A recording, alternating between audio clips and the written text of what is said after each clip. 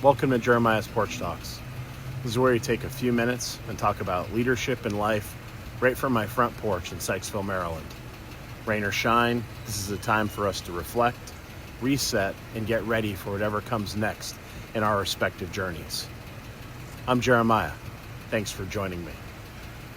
Today, I'm still in Ocean City, Maryland, where I participated in the first day of the Maryland Municipal League Conference. Now our topic. A while back, I sat across from someone who saw the world almost completely opposite from the way that I do. When we were talking about an issue, and that issue is one that usually gets people pretty fired up, no matter what side of the coin that they're on. It's the kind of topic where voices normally rise, faces tighten, and you start to mentally load up your counterpoints before the other person's even done talking. But for some reason, instead of engaging with attacking or defensive rhetoric, I used a different tactic in this conversation. At first, I paused, and then I asked a question. Can you help me understand why you see this issue the way that you do? When I asked that question, I sensed something actually shifted in the conversation. The tension softened. The conversation opened up. And while we didn't end up agreeing on our points, we did leave respecting each other a little bit more than when the conversation had began. It feels as though these types of conversations are becoming more and more rare. What feels more like reality is that we live in a world that increasingly doesn't make much space for these kinds of conversations anymore. We're very polarized, and not just politically, but personally as well. When I think of my own family, there are giant chasms between what we say to each other, and there's not much room for inclusion right now. And what it's doing is it's pulling us apart from each other. And honestly, it's maddening to watch it unfold. And the more I reflect on it, it isn't any one person that's doing this. It's the system that we're in, and ultimately every person has a role in not providing the space to converse, to inform each other, and to connect. Sometimes it's completely justifiable, but even if that is the case, that it is justifiable, doesn't someone have to bend in order for progress to be made? I was recently reminded of the famous quote by Dr. Martin Luther King Jr. Hate cannot drive out hate. Only love can do that.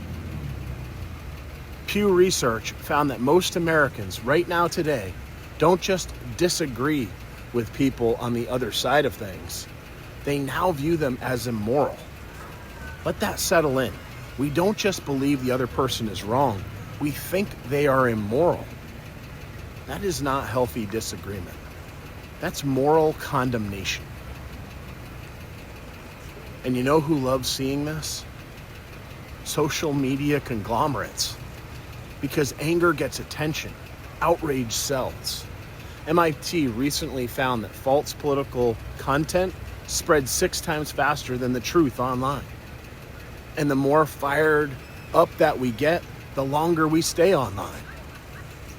And while it may feel like everyone's spoiling for a fight, the truth is, and this is also recent research, most people are tired of this division.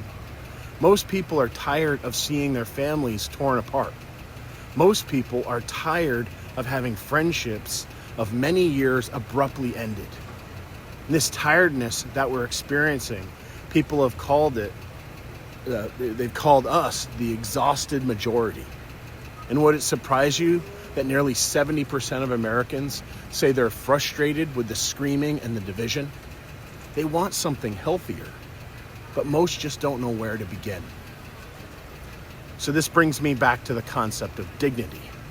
Not agreement, not surrendering your beliefs, not giving up your passions, but dignity. We need to treat each other with more respect and dignity because we all deserve this. Dr. Donna Hicks says dignity is one of the more basic human needs. to be seen, to be heard, and to be valued. And it's simple things like acknowledging someone's identity, listening to understand, repeating back to someone something that they just said to ensure that they know that you honored them and you really care about what they had to say. It means giving people the benefit of the doubt, extending grace to them, and extending them trust. And it's about being fair, even in disagreement. It wasn't too long ago that I had another leader attack me because they thought I was doing something wrong. But here's the truth. They could have expressed the same thing more gently. When I said it wasn't fair how they were treating me, they said, and I'll quote this, "Fairness is not an executive core competency." And you know, they're right. But why not?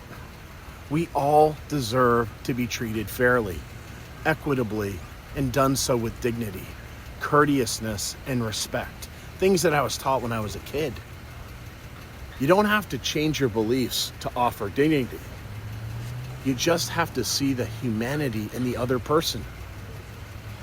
But let's be real. This takes discipline because our instincts, especially when emotions are high, pull us toward defensiveness, toward judgment, and toward scoring some sort of points. We are taught today to win arguments. But isn't it true that we could win an argument or two, but lose a friendship?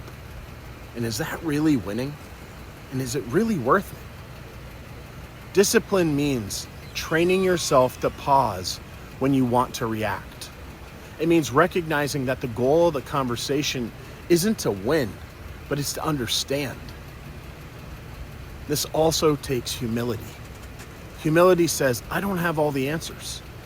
My perspective is limited by my knowledge and my experiences. And there are likely many things that I haven't yet considered. Humility doesn't mean abandoning your convictions. It means you hold them with open hands and not clenched fists. And most of all, this takes patience, because dignity is not always immediately reciprocated. It's not always given back to you.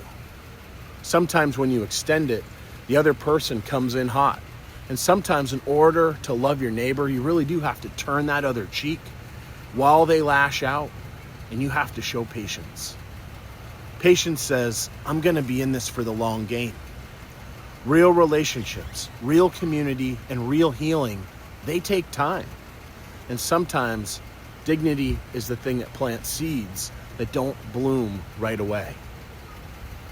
Jonathan Haidt explains that a lot of our division comes from a different moral foundation. Things like fairness, loyalty, liberty, or authority. We prioritize them differently depending on who we are and where we've come from.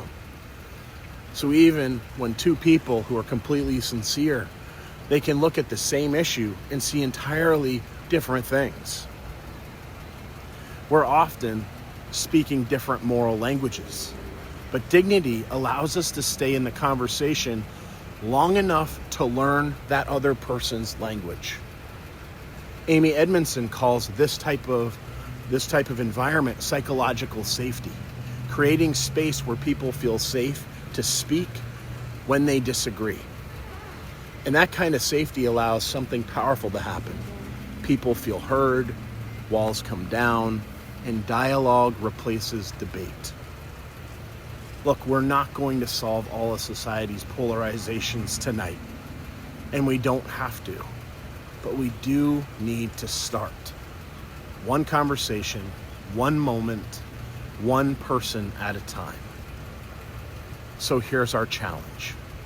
The next time you're in a tense conversation, pause.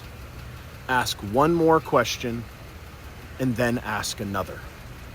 Listen longer than what feels comfortable to you, and give the gift of dignity, even if you leave still disagreeing, because dignity costs nothing, but it might just change everything. Thanks. That's it for today. Thanks for participating with me in another one of Jeremiah's Porch Talks. Rain or shine, I will see you next time. And always remember to keep the most important things the most important things.